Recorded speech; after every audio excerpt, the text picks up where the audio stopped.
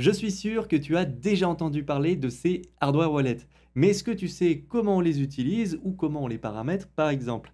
Eh ben, c'est ce qu'on va voir dans cette vidéo. Salut à toi, j'espère que tu as la forme parce que aujourd'hui, je pense que tu l'auras compris, on va parler de l'écosystème Ledger. Je vais te montrer comment on paramètre un Ledger Wallet, comment on utilise le logiciel Ledger Live et bien sûr que je vais te le présenter dans son intégralité. Et on va voir comment on utilise un Ledger Wallet en conditions réelles, que ce soit pour envoyer ou recevoir des crypto-monnaies. Et oui, bien sûr, on va également voir comment signer des transactions sur la DeFi à partir d'un wallet externe. Alors pour réaliser cette vidéo, on va utiliser le Ledger Flex, mais pas de panique, hein, si tu as les clés Ledger, ça ne va absolument rien changer pour toi. C'est quelques fonctionnalités en plus qu'il y a par exemple sur le Flex, comme par exemple changer son fond d'écran. Donc c'est pour ça que je le prends, parce que comme ça, les personnes qui ont un Flex sauront comment faire. Maintenant, l'utilisation générale de ton hardware wallet ne va pas du tout changer. Les transactions vont se signer de la même façon, la sécurité est également la même, donc encore une fois, ça ne change rien. Alors d'ailleurs, avant de commencer, tant qu'on parle des produits Ledger, je tiens à préciser que j'ai fait il n'y a pas longtemps une vidéo complète qui explique comment fonctionne un hardware wallet, pourquoi les Ledger Wallets sont plus sécurisés que les autres hardware wallets, et je fais un comparatif des différents produits de Ledger. Donc par exemple, si tu souhaites en acheter un et que tu ne sais pas vers quel produit te tourner, je t'invite à regarder cette vidéo parce que tu verras, ce n'est pas du tout une histoire de prix. Bien au contraire, la sécurité est équivalente pour tous les produits de la gamme Ledger. En réalité, ça va surtout dépendre de l'utilisation que tu auras de ton wallet. Autre chose également que je tenais à préciser, c'est que si jamais tu souhaites acheter un hardware wallet, je te mets un lien en description et en commentaire épinglé. Alors si tu passes par ce dernier, je serai commissionné. Donc un grand merci à toutes les personnes qui passeront par ce dernier parce que du coup, ça finance également la chaîne. Merci beaucoup. Bon, maintenant que ça c'est dit, on va pouvoir rentrer dans le vif du sujet. Alors, quand tu vas avoir acheté ton hardware wallet et que tu vas le recevoir, forcément, tu vas le déballer. Mais la première chose que tu vas faire ensuite, ça va être d'aller sur le site de Ledger pour télécharger le fameux logiciel Ledger Live. Il te sera très utile pour paramétrer ton Ledger. Donc, ce qu'on va faire, c'est qu'on va l'ouvrir et je vais te montrer comment paramètre tout ça. Donc, quand tu auras ouvert Ledger Live pour la première fois, tu vas tomber sur cette interface, hein. Donc, on va cliquer sur Commencer. Ensuite, on va nous demander si on souhaite améliorer et personnaliser notre expérience, hein, tout simplement. Donc là, c'est pas obligé de mettre oui, c'est pas très important, moi je refuse. Ensuite, là, on va choisir le hardware wallet que tu as. Donc moi, je vais prendre le Flex, mais par exemple, si toi, tu as un autre produit, tu cliques sur ton produit. Juste attention à ne pas confondre le Nano S avec le Nano S Plus, hein. C'est juste que le Nano S, c'est une ancienne version qui n'est plus commercialisée. Maintenant, la vraie version, c'est le Nano S Plus, hein. Donc te fais pas avoir, ne te trompe pas là-dessus. Donc moi, je clique sur le Ledger Flex. Là, on va me demander de le connecter directement à l'ordinateur. Donc là, c'est pas compliqué, tu vois, je le connecte, paf. Et à partir de ce moment-là, c'est bon, ça va me demander de vérifier normalement le hardware wallet. Donc je vais d'abord changer la langue, pardon, ce que je veux avoir le français. Donc moi, je ne vais pas me modifier. Ensuite, on va vérifier mon Flex. Donc à partir de ce moment-là, c'est pour vérifier, pour être sûr qu'on a bien un vrai hardware wallet de chez Ledger qui n'est pas modifié. Donc là, je vais cliquer sur Allow. Alors si ça te met un petit problème, hein, c'est pas grave, hein, des fois ça arrive, moi ça m'est arrivé la première fois, tu cliques sur réessayer et après ça avait fonctionné. Mais si jamais ça marche pas, méfie-toi et contacte le support de Ledger parce que tu es probablement sur un Ledger modifié. Ensuite, on va cliquer sur poursuivre la configuration. À partir de ce moment-là, on va nous dire de paramétrer un nom. Donc là, je suis sur le hardware wallet. Hein, donc là, je vais mettre juste des lettres, hein, au hasard, on s'en fiche. C'est juste pour l'exemple, mais tu peux mettre Ledger Julien, Ledger ton prénom, ce que tu veux. C'est juste pour donner un nom à ton hardware wallet. On va me demander Tap to Continue. Donc là, c'est juste pour paramétrer, hein, tout simplement. Donc là, on va me demander de choisir un code PIN. Donc là, je vais tout simplement choisir mon PIN. Alors attention, parce que tu n'as que 3 essais si tu te plantes. Hein, c'est comme les cartes bancaires. Après, sinon, il faudra tout réinitialiser au début. Donc c'est un peu désagréable, donc note-le bien. Moi je mets 0, que des 0, hein. Ne fais pas comme moi, c'est juste pour l'exemple pour que ce soit plus simple. Ensuite on nous demande de le re-rentrer, donc je le re-rentre. Ensuite le PIN est set, ça veut dire qu'on peut continuer. Là ensuite on va me demander de rentrer une phrase de récupération secrète. Si jamais tu perds l'accès à ton wallet, Ledger ne peut pas t'aider à récupérer tes cryptos. C'est uniquement via cette phrase que tu peux récupérer ça. Alors, il y a une autre fonctionnalité, on va le voir après, mais moi, je ne te la recommande pas. La seule vraie et unique qui vaut le coup, c'est cette dernière. C'est-à-dire que si jamais ton Ledger est en panne, il tombe à l'eau, si jamais, j'en sais rien, il ne marche plus, avec ces 24 mots, tu vas pouvoir récupérer l'accès à tes cryptos. Si tu ne les as plus, tu auras beau contacter le service de Ledger ou quiconque, personne ne pourra t'aider. Et ceux qui te diront si, si, moi je peux t'aider, t'inquiète, c'est des menteurs. Donc ensuite, nous on va continuer. On va nous demander si on veut créer un nouveau wallet ou alors en restaurer un. Alors moi je vais mettre un nouveau, mais si tu souhaites en restaurer un, par exemple, je sais pas, tu as un Nano X déjà ou un Nano S+, tu es passé maintenant au Flex, et ben tu peux restaurer ta phrase ici, il n'y a aucun problème, ça va très bien fonctionner. Maintenant, moi je vais cliquer sur créer un nouveau, on va tap to continue, encore une fois, donc là on nous met des petites informations par rapport à la phrase, il faut bien la noter, etc.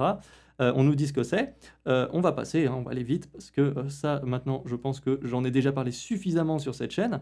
On va cliquer sur I understand, donc encore une fois on ne prend pas de photo, ça c'est important, et on ne la rentre pas dans un mobile, parce que ça ce sont des environnements qui peuvent être corrompus, on peut extraire ces données, donc on se méfie, encore une fois, il n'y a pas que des gens gentils, faut bien le comprendre. Donc on clique sur I understand, et donc du coup, nous on va noter ça sur un endroit dématérialisé, ça c'est le mieux. Donc on va continuer encore une fois, et là voilà les fameux mots. Donc là je vais avoir toute une liste de mots qui va apparaître, et ce que je vais faire, du coup, c'est que je vais les noter, parce qu'après, on va me les redemander. Donc, une fois que tu les as bien notés, donc là, moi, je viens de les noter à l'instant, je viens de mettre sur pause en attendant la vidéo, et je les ai toutes notées. Donc, une fois que ça c'est fait, ce qu'on va faire, c'est qu'on va cliquer sur Down, et ensuite, ça va nous demander de débuter la confirmation. Donc là, moi, je vais cliquer sur Start Confirmation. Ensuite, je vais re-rentrer les mots un à un. Donc là, par exemple, moi, le premier, c'était Stairs. Ensuite, le deuxième, c'était Need, et ainsi de suite. Je vais continuer jusqu'à tout trouver.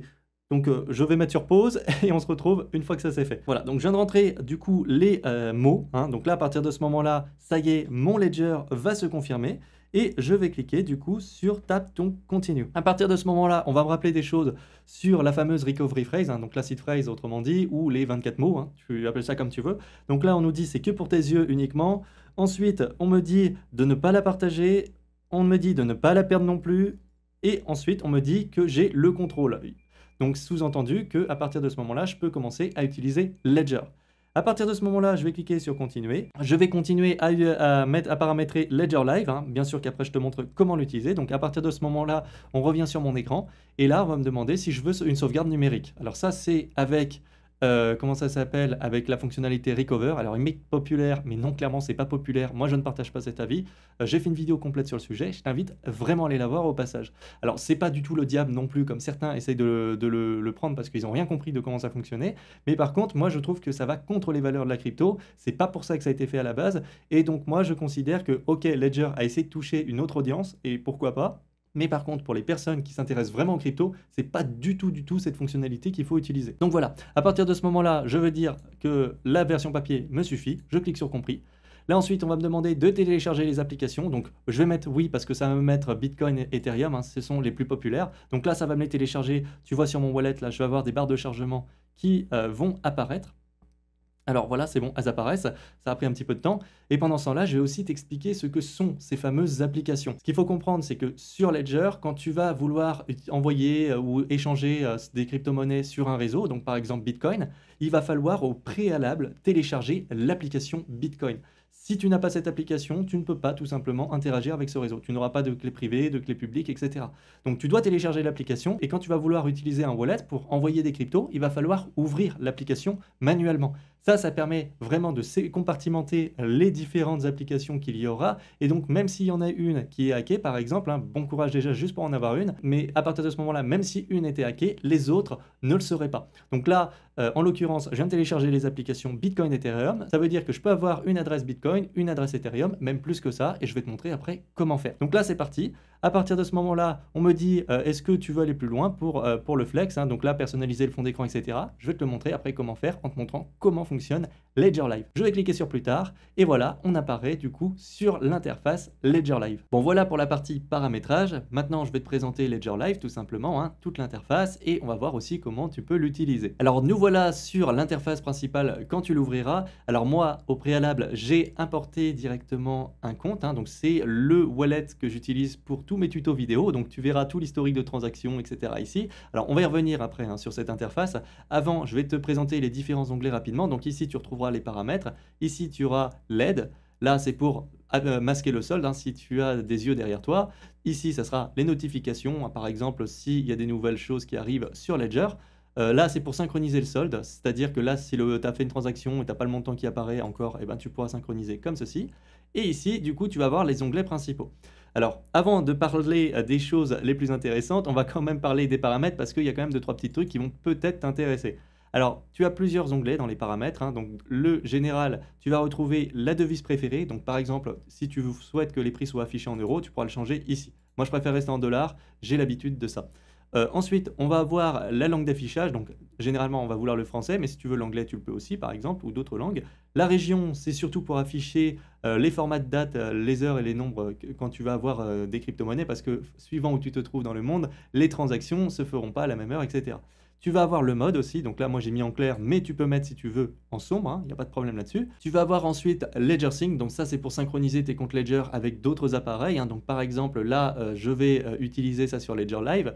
Maintenant, je veux avoir le même portefeuille qui apparaît sur mon téléphone, et ben je vais le faire avec Ledger Sync. Ensuite, on va avoir du coup plusieurs autres fonctionnalités, je ne vais pas toutes les faire. Il y a le verrouillage du mot de passe aussi qui peut être intéressant. Donc par exemple, si tu veux paramétrer un mot de passe, tu vas pouvoir le faire ici.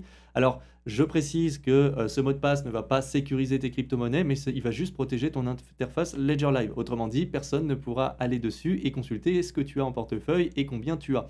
Parce que oui, on peut avoir des petits yeux indiscrets hein, qui traînent hein, dans la famille ou dans les amis, par exemple, qui tomberaient sur l'ordinateur. Donc, mettre un mot de passe, c'est toujours ça et ça protège un petit peu tes données. Alors ensuite, on va avoir dans compte l'historique des opérations. Ça peut peut-être t'aider, hein, notamment pour la fiscalité, si tu veux télécharger ton relevé de transaction.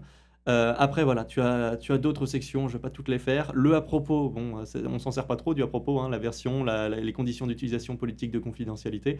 L'aide, si jamais tu as un problème avec ton Ledger, tu peux contacter l'assistance de Ledger en cliquant ici. Après, tu auras d'autres fonctionnalités, mais qui te seront proposées surtout par l'équipe de Ledger, hein, par exemple, pour résoudre des problèmes, par exemple d'affichage, etc. Tu vas avoir quand même le réinitialiser Ledger Live, si jamais ça t'intéresse, c'est-à-dire que ton logiciel bug et tu veux complètement l'effacer, au lieu de le désinstaller et réinstaller, tu peux aussi le réinitialiser directement ici.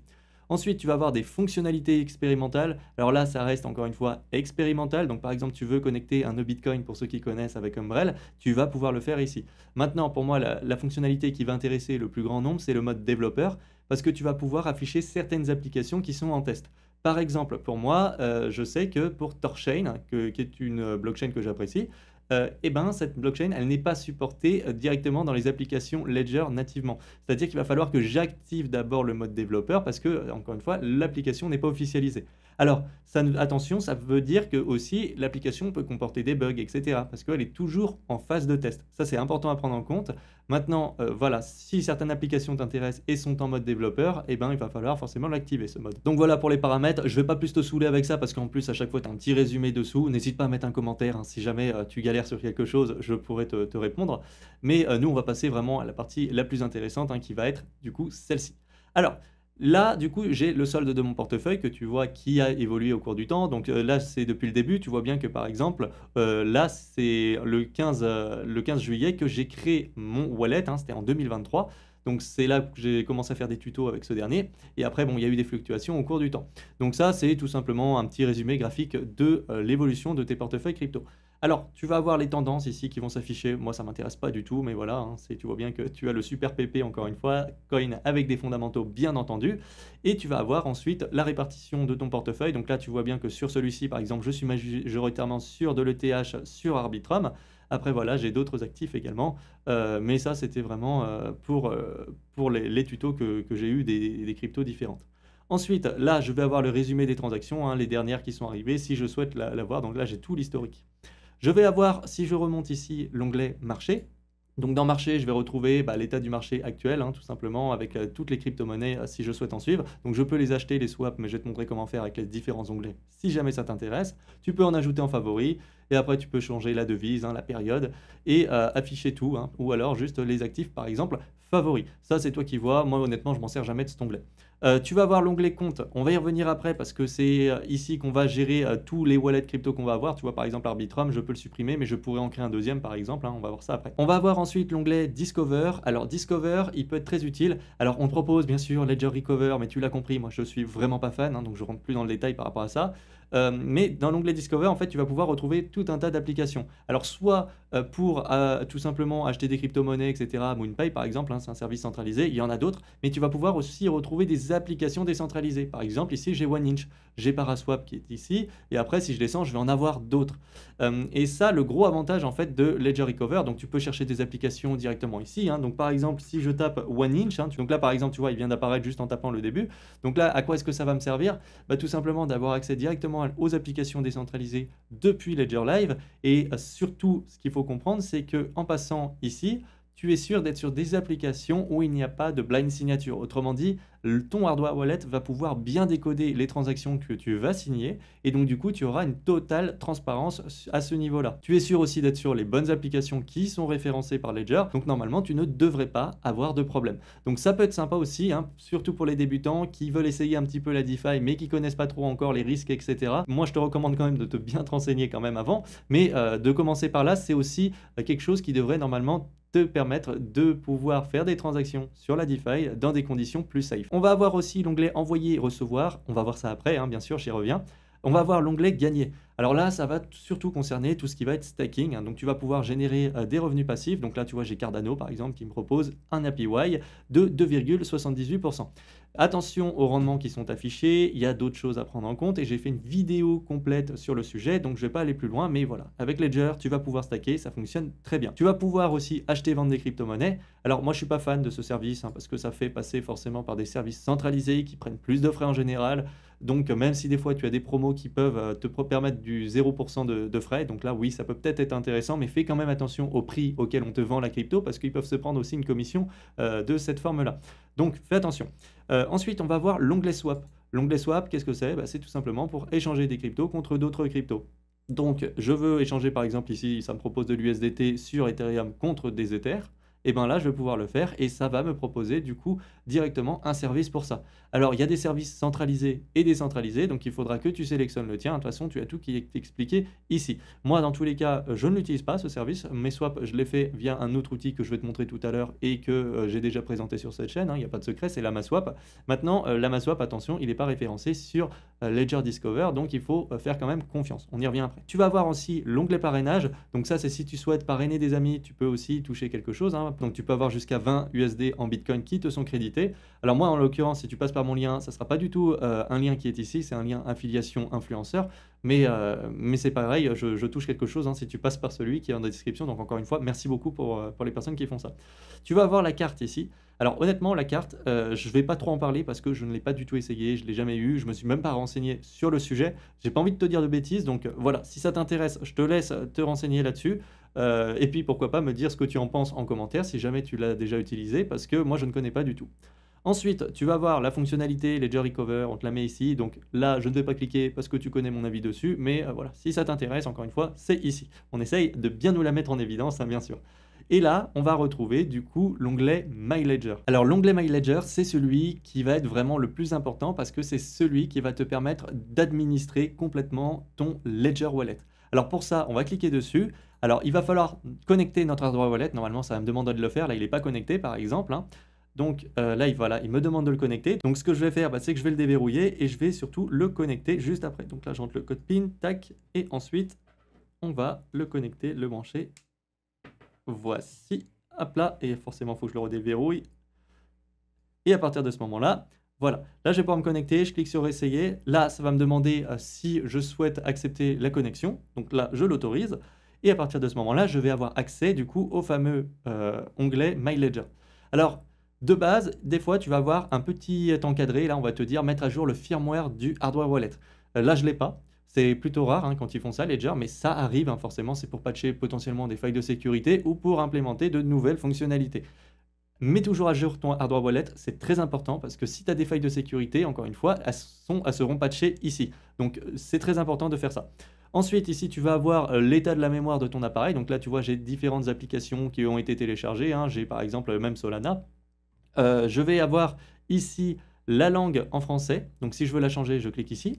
Alors pour les personnes qui ont du coup un Flex ou un Stax pour changer le fond d'écran, ça va être ici. Et bien sûr, je vais te montrer comment faire. Regarde, tu as juste à cliquer sur Ajouter. Soit tu télécharges à partir de l'ordinateur, soit tu choisis un NFT. Donc moi, je ne vais pas m'embêter. Je télécharge à partir de l'ordinateur. Je vais mettre une figure qui est très transparente et qui est surtout un symbole d'inspiration pour nous en France. on met ça, on confirme le recadrage, et à partir de ce moment-là, voilà, tu vas avoir ta super image en fond d'écran. On va la charger sur le hardware wallet, hein, tu vois, ça s'affiche. Et à partir de ce moment-là, normalement, il va y avoir la petite barre de chargement, hein, qui va se charger petit à petit sur le hardware wallet en même temps que sur Ledger Live. Et voilà, ça va se faire et j'ai plus qu'à conserver. Donc à partir de ce moment-là, c'est bon, j'ai mon Bruno Le Maire en fond d'écran et je pourrais penser à lui tous les jours, hein. Alors je précise bien sûr que une fois que j'aurai fait cette vidéo, je vais dégager ça très rapidement et c'est surtout que je vais désinstaller après ce wallet, hein, parce que le wallet vidéo, je préfère l'utiliser sur Rabi vu que ça sera plus simple pour l'utilisation. Mais voilà. Donc du coup, on a le fond d'écran qui est changé. Alors ici, tu vas pouvoir mettre à jour les applications. Alors les applications, c'est ce que je te disais tout à l'heure qu'on télécharge, hein. Donc là, j'ai Bitcoin, Ethereum, Solana qui sont téléchargés. Donc elles sont ici, hein, plus particulièrement. Mais si j'en veux d'autres, soit je déroule, soit je rentre le nom de l'application et je vais la chercher. Tu peux aller voir sur le site de Ledger toutes les assets qui sont supportés, hein, bien sûr. Ça, c'est pareil pour tous les constructeurs de hardware wallet, hein. Ils te mettent sur leur site les assets qu'ils supportent. Alors, pour mettre à jour, du coup, bah, c'est pas compliqué. Là, tu vois, par exemple, j'ai Ethereum. Donc là, j'ai juste à mettre sur tout mettre à jour et ça va me mettre à jour, encore une fois, ces applications qui sont, encore une fois, indépendantes les unes des autres. Ça, c'est très important à préciser. Donc ça, c'est très important à comprendre, hein, ce système d'application, encore une fois. Donc si, par exemple, je veux utiliser le réseau Bitcoin, il faut que j'ai l'application Bitcoin qui soit téléchargée sur mon wallet. Donc là, par exemple, imaginons que je souhaite une autre application. Tu vois, bah, c'est pas compliqué. Je descends ou alors, encore une fois, je rentre le nom dans la barre de recherche. Je veux télécharger par exemple Avalanche, je clique sur installer et voilà, ça va s'installer petit à petit sur mon hardware wallet, hein. Donc là, je vais avoir la partie sur Avalanche qui va se télécharger petit à petit. J'ai la barre de chargement sur mon hardware wallet qui montre l'installation de l'application. C'est plus ou moins long, ça dépend de l'application que tu télécharges. Certaines sont plus lourdes que d'autres, hein. Par exemple sur Ledger Sync, qui va permettre la synchronisation de mon hardware wallet avec d'autres appareils, hein. Donc par exemple, je veux avoir le même compte sur mon application mobile, sur mon Ledger Live PC, ça c'est tout à fait possible via Ledger Sync. Mais celle-ci, tu vois, prend moins de place par exemple que Avalanche ou par exemple Bitcoin, hein, prend moins de place, etc.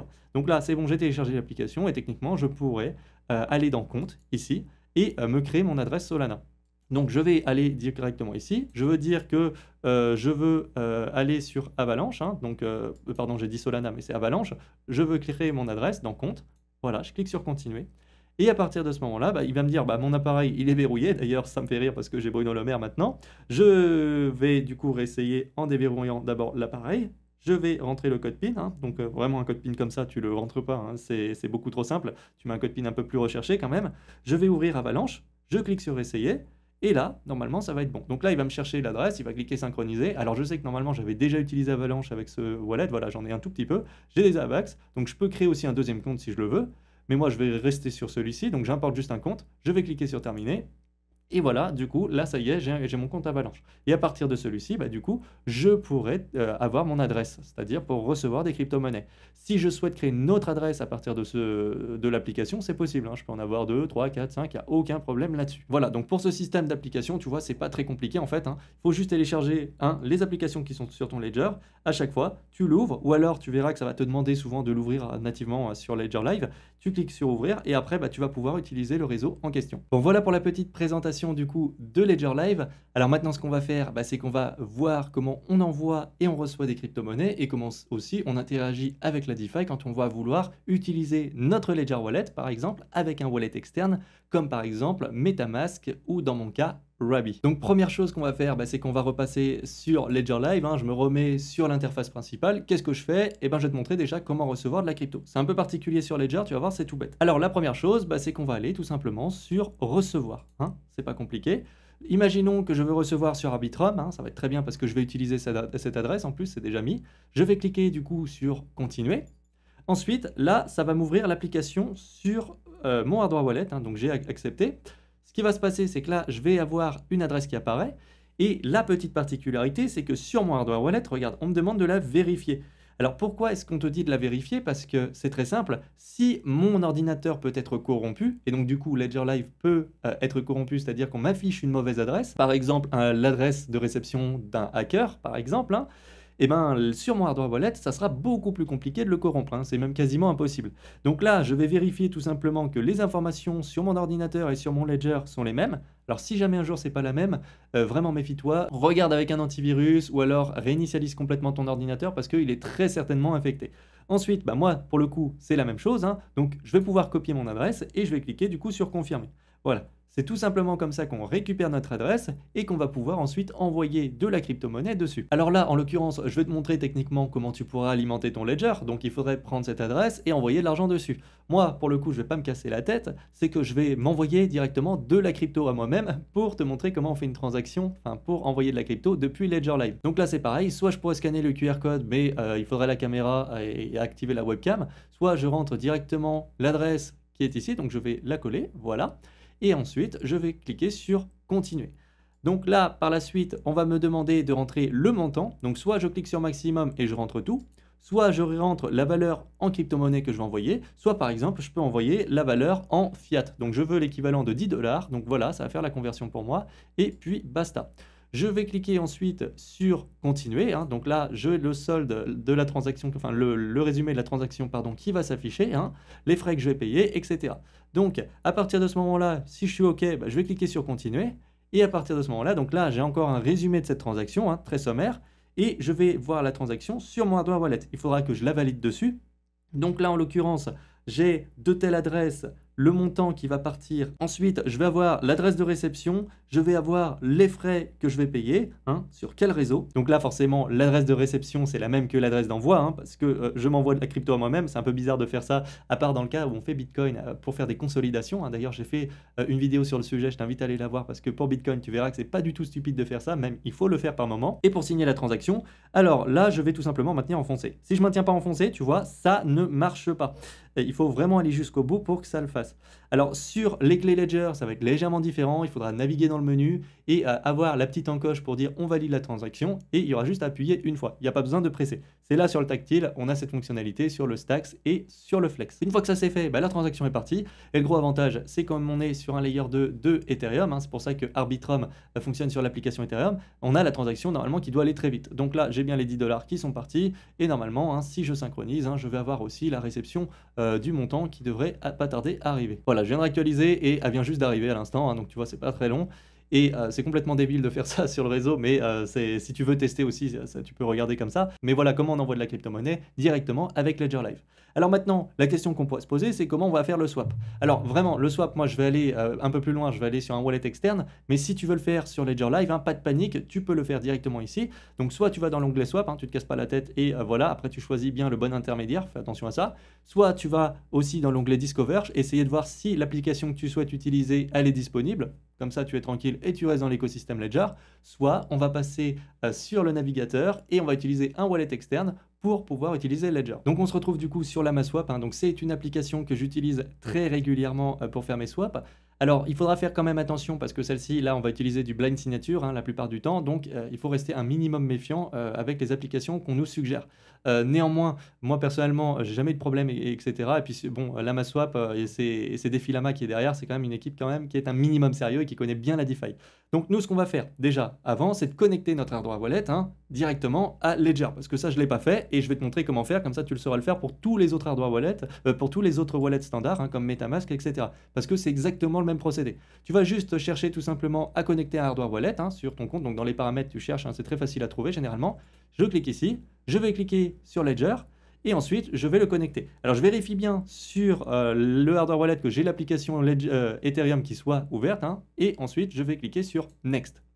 Ensuite, qu'est-ce qui va se passer? Ça va me charger toutes les adresses. Donc là, je vais juste, moi, ouvrir le compte où il y a des fonds dessus, hein, mais tu vois, avec la clé privée, j'ai plusieurs adresses, hein, qui sont générées et je pourrais toutes les activer si je veux. Moi, je vais juste prendre celle-ci, hein. Donc tu pouvais cliquer ici quand c'était sombre, hein, tout simplement pour afficher les soldes. Je vais cliquer sur Done et je vais pouvoir du coup utiliser le wallet Rabby. Alors le gros avantage, c'est que là, je bénéficie de l'interface de Rabby Wallet, mais en plus de ça, j'ai la sécurité d'un Ledger Wallet. Donc là, on est vraiment sur une configuration qui est top, hein. D'ailleurs, j'ai fait une vidéo complète sur Rabby, je t'invite à aller la voir. Alors, ce qu'on va faire maintenant, bah, c'est qu'on va faire une transaction. Donc, il va falloir connecter notre portefeuille.